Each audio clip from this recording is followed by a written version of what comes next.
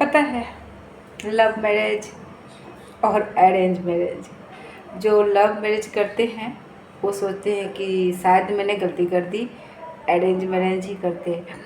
और जो जिनकी अरेंज मैरिज होती है ना, वो सोचते हैं कि जो लव मैरिज करते हैं ना वो ज़्यादा अच्छा होता है। काश मैं भी लव मैरिज की होती, बट ऐसा नहीं है। देखा जाए तो दोनों अपनी जगह सही है और देखा जाए तो दोनों ही अपनी जगह सही नहीं है। हाय, मैं हूँ विनीता और विनीता की लाइफ में आपका स्वागत है। अभी रात के 9:30 हो रहा है और मैं अभी वीडियो बना रही हूँ। पता है क्यों? क्योंकि बहुत बहुत दिन से ढंग से वीडियो नहीं बना पाई मैं, और दिन में टाइम नहीं मिलता। दिन में काम वाम करते करते टाइम निकल जाता है। अभी बेबी सोई है। सोचोगे कि रोज़ घिसी पिटी वही बात बता रही है, तो जो बात होगी वही बताऊंगी। तो अभी बेबी सो रही है, तो मैंने सोचा कि चलो आज आज वीडियो ही बना लेते हैं। तो मैं आज सोची, बेबी सो रही है तो वीडियो तो रोज़ ही बनाती हूँ, सो रही है वीडियो तो रोज़ ही बनाती हूँ, बट आज भी जब सो रही है तो मैं सोची कि वीडियो बना लेती हूँ। तो आपसे एक बात बता रही हूँ कि अभी आने वाली है करवा चौथ, और करवा चौथ के टाइम ज़्यादा है नहीं, बस दो हाँ 1 हफ्ते और होंगे। मतलब ये कुछ ही दिन बचे हैं करवा चौथ के। और अभी सारी औरतों को, सारे लेडीज को एकदम ज़ोरों शोर से करवा चौथ की तैयारी चल रही है, ज़ोरों शोर से वो लगी है।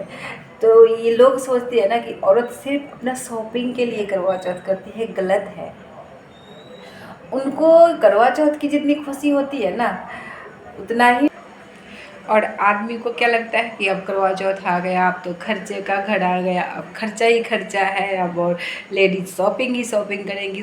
कोई सोचता है हाय मेरी वाइफ तो इतने पैसे खर्च कराई, तो कोई सोचता है अब तो मेरे घर में भी खर्चे होने वाले हैं। सब ये सोचते हैं, पर ये कोई नहीं सोचता कि मतलब औरत कर थोड़ी सी शॉपिंग करती है, थोड़े से वो करती है, उसमें उसको कितनी खुशियाँ मिलती है। बट आपसे कितना प्यार करती है ये देखो ना। आपके लिए हर वो चीज़ त्योहार करती है, हर वो चीज़ करती है जो उसको आपके लिए सही हो, आप उसमें मतलब आपको खुशी मिले। बट आदमी खुश क्यों नहीं होता, मेरी समझ में नहीं आते। हाँ, मैं ये नहीं कहती कि कोई आदमी खुश नहीं होता, बहुत आदमी है जो बहुत खुश होते हैं। आपसे कितना प्यार करती है, कितना कुछ करती है, फिर अगर मान लो थोड़ी बहुत शॉपिंग करके अगर खुश हो जाती है तो क्या जाता है। पैसे को क्या है, पैसे तो आते ही हैं और खर्च होने के लिए ही आते हैं। नहीं है तो हमें जैसा चलता है वैसा ही चलता रहता है। पर तीज त्योहार आता है थोड़े दिनों के लिए, मतलब साल में 1 बार आता है। एक उस दिन अगर घर में खुशियाँ आ रही है तो क्या दिक्कत है, होने चाहिए। और दूसरी चीज़ ये है कि देखो, आपकी वाइफ आपके लिए इतना कुछ करती है, सालों मेहनत करती है, मतलब एक दिन भी बीमार भी पड़ती है तो भी औरत को छुट्टी नहीं मिलता। आदमी क्या है, अगर आज ऑफिस जाने का मन नहीं किया तो आप छुट्टी कर सकते हो, पर लेडीज को क्या है कि उसको किसी दिन छुट्टी नहीं मिलता। अगर बीमार है ना तो भी दवाई ले लेगी, 1-2 घंटे लेट लेगी, उठ के उसको पता है कि मुझे काम करना ही है और मुझे घर के जिम्मेदारी पूरे करनी है। घर में इतने सारे काम हैं, बच्चे हैं, सास ससुर है, और सास ससुर नहीं है तो खुद है, घर में इतने काम है। गांव में है तो गांव में तो बहुत काम होता है, शहर में है तो अगर जो घर में है वो बच्चे संभालती हैं, घर संभालती हैं, अगर वो ऑफिस जाती हैं तो ऑफिस का काम करती हैं, कितने सारे काम होता है। तो ऐसा तो है नहीं कि मतलब उसके पास बहुत सारे ऐसो वाले दिन आते हैं, नहीं आते हैं।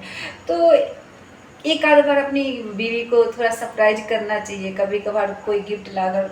ज़्यादा महंगी नहीं, औरत को ज़्यादा महंगे गिफ्ट नहीं चाहिए होता है। अगर 10 रुपए की भी चीज़ लाकर दे दो ना प्यार से, और उसको पता चले कि हाँ, मेरा पति ने मेरे लिए ये लेकर आया है, वो ये नहीं देखेगी कि आप कितने महंगे लाए हो और कितने सस्ते लाए हो। अगर उसको ये पता लग गया ना कि आप उसके लिए ये लेकर आए हो, तो आप मतलब जहाँ कहीं और करोड़ों रुपए खर्च कर दो ना, वो खुशी नहीं मिलेगा जो आप 10 रुपये दोगे ना। आपको जब वो खुशी मिलेगा जब उसके चेहरे पे खुशी देखोगे, जब वो हमेशा इस चीज़ को याद करेगी कि हम मेरा पति ने, बल्कि हर जगह जिक्र भी करेगी कि मेरा पति ने मेरे लिए ये लेकर आया। और वो खुश भी इतनी होगी ना कि उसको मान लो क्या मिल गया। तो थोड़ी थोड़ी खुशियाँ वो करने से ही घर चलता है, ठीक है। अगर आपके 10 रुपये से अगर घर में खुशियाँ आती हैं तो क्या जाता है। हर पति को अपनी बीवी के लिए इतना तो करना बनता है, इतना तो हक बनता है बीवी का कि आप उसके लिए कभी कभार, उसके बर्थडे हो गए, करवा चौथ हो गया, या तो मान लो कोई तीज त्यौहार हो गया, तो उसके लिए 10 रुपये चाहे 100 रुपये, 10 रुपये का कुछ नहीं आता, बट मैं बता रही हूँ कि महंगे गिफ्टों की ज़रूरत नहीं होती। आप उसके लिए कभी कभार कुछ लाकर देखो और फिर देखो कि उसके चेहरे की खुशी देखो, कुछ इस तरीके से मतलब आपको देखेगी कि शायद आप उसके लिए मतलब क्या कुछ कर दिए, कितना बड़ा ताजमहल बनवा दिए, इतनी खुश हो जाएगी वो। तो करना चाहिए। और औरत जब भी करती है अपने पति और बच्चे के लिए ही करती है। वो हमेशा यही सोचती है कि मैं अपने पति के लिए ये करूँ, मैं अपने बच्चे के लिए ये करूँ, तो वो आपके लिए ही जीती है। औरत की पता है लाइफ क्या है, माँ बाप पे शुरू होती है, पति के साथ चलती रहती है, पति से ही वो हो जाती है, पति पे ही मतलब सब कुछ पति को ही मान लेती है और बच्चों तक आके रुक जाती है। तो पति बच्चों के लिए ही जीती है। जब वो अपना पूरी लाइफ अपने पति और बच्चों के लिए कर सकती है, तो वो आप थोड़ा बहुत खुशी तो रिजर्व करती है ना, थोड़ा बहुत तो खुशी आप दे ही सकते हो ना उसे, तो देना चाहिए, ठीक है। और और सबसे बड़ी बात यह है कि इससे ना पति पत्नी के बीच अगर थोड़ा बहुत कुछ वो होता भी है ना, तो वो तालमेल थोड़ा ठीक हो जाता है, थोड़ा अनबन हो तो वो ठीक हो जाता है।